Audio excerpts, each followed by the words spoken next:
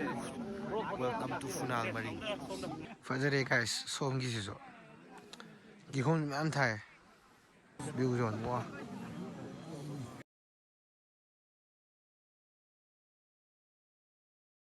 Hadak si hi ahan me ni hawkan hawgali si kasi. Fajare.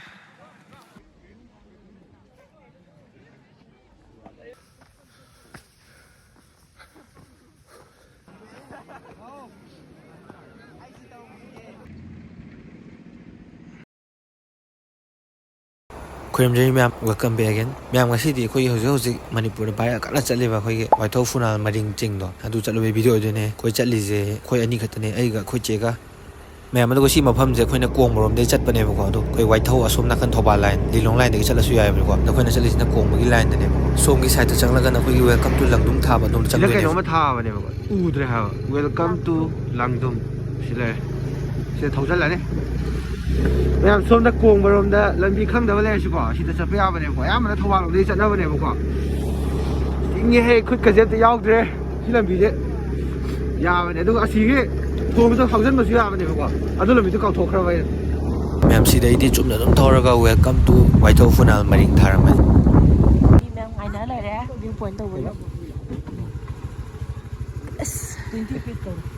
Parking slot, no sale. No, I look at those. Đọc sần là cái gì?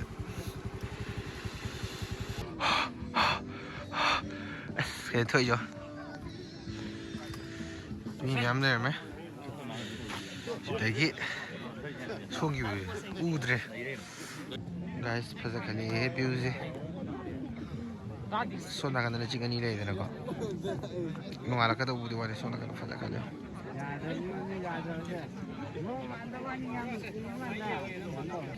Mi bạn lấy thôi mấy cái tiếng nào đó có chỉ cái bạn đi khởi này lại rồi Này vậy thật ra cái này guys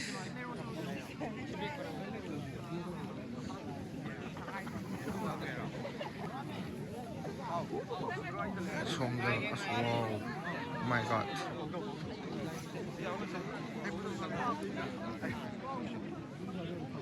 đây view mọi phim wow what a natural beauty sudah kadang-kadang numi tolak kan numi tolak apa sih yang sih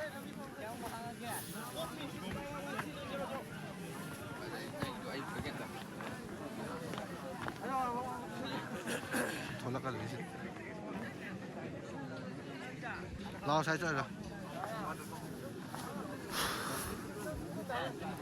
sudah kan ini nah ini hektar saya waterfall mana saya saya nggak tahu lah pun jadi kudon nggak sih kud kayak jauh ke mana nih boleh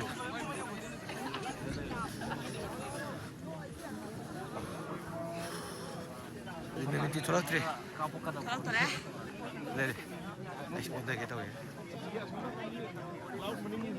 Numi thola pa ngai si guys ta odi numi thola ka dor si la view tho to gi ma si dei sa ngai re la apoi na si dei sa ma thola pa ngai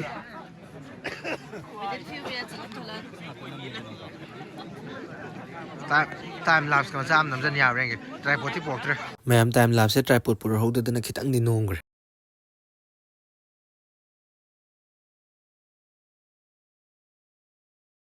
view zone wow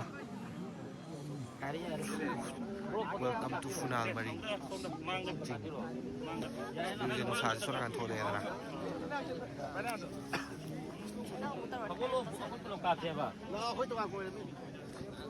cùng tha kêu dịch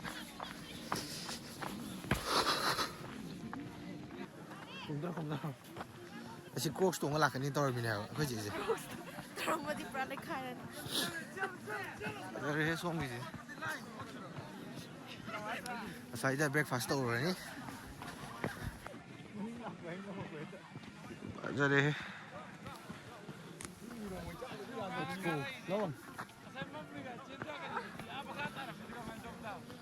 Kilo ikhar makan dam ni, sing hiking ni lah mina na tro. Gari sin ama tu mukho gale. Sab jadi, pero ne. Hadak sih higi aham ni haugan haugan lisi kasi na.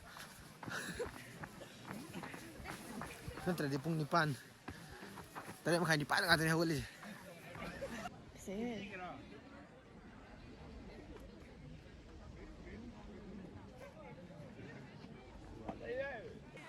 Fajare guys, som gisi so.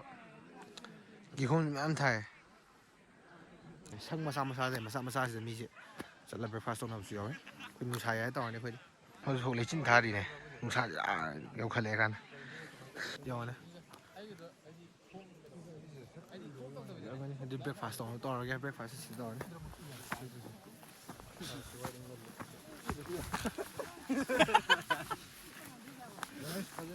Saya tu mungkin ada tahu. Apa di patak nak muat lah sih. Hôm xa xa không đâu đúng tụi mình nè, khi mà đi tàu bị thế ngoài này mà tung đặt còn đi tàu bị thế nào có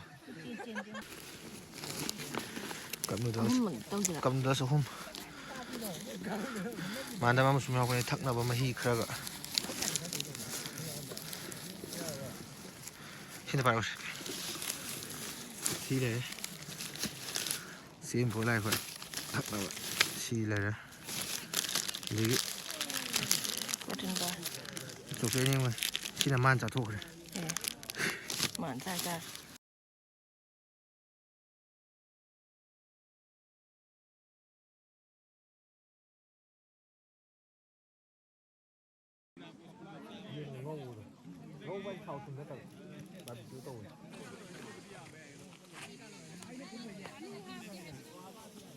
chị em mà chỉ là phụ thân này em mà bù đi ăn làm pha khô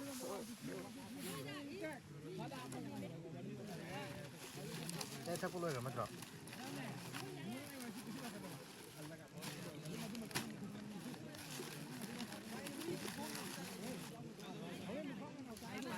xì mà cái áo đi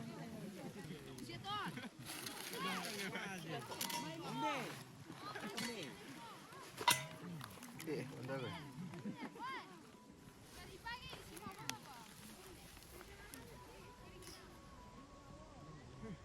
breakfast rồi mà tung lấy chín nhẫn tha đi nè bạc tận nữa nè vỡ ra để hôm mang sâu cái này guys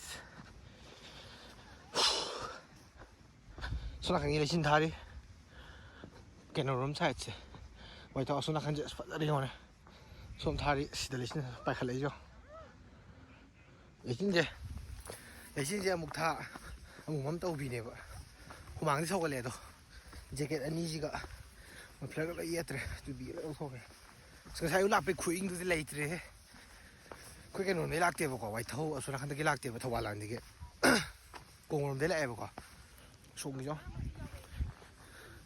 còn gì cả khăn là đi hôm mang ấy sọc là cái anh nó cũng khăn lấy gì học trang hành trình tàu rồi mình nó phải ra đây mà tiệm cà phê gì đấy đi mà gì đấy cho mà ninh gì đấy anh muốn đi học trang hành trình tàu đầu vẫn lấy hiking mà dạ yam big quá mà ra mà tàu thuộc quá xin đấy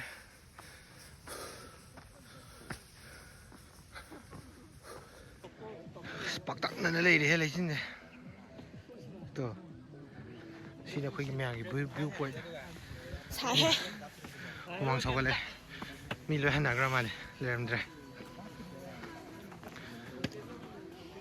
coi chú hình nào to này phụ nữ mình lười đấy xong là chắc là khuyên sai cái không muốn tôi lấy này số nó cần lấy xin thà đi hả bạn cái sai cái nào đó gari gì cái sai gari mẹ tôi lấy hàng nào mà này mayam adu di video se swai solution jarage mathang ju nungai nungai ba video thakan na bhana jarage ma'am thank you for watching and see you again next time bye ma'am